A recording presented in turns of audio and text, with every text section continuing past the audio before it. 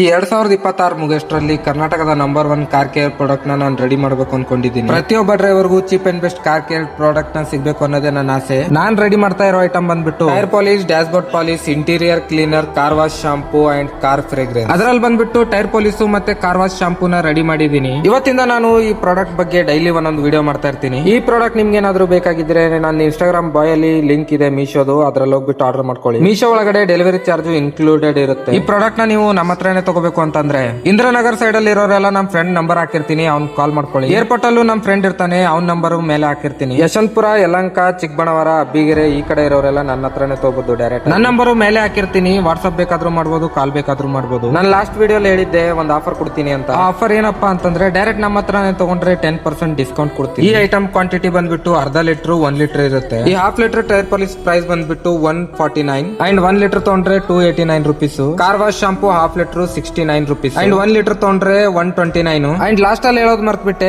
Dash board polish ready ಇದೆ.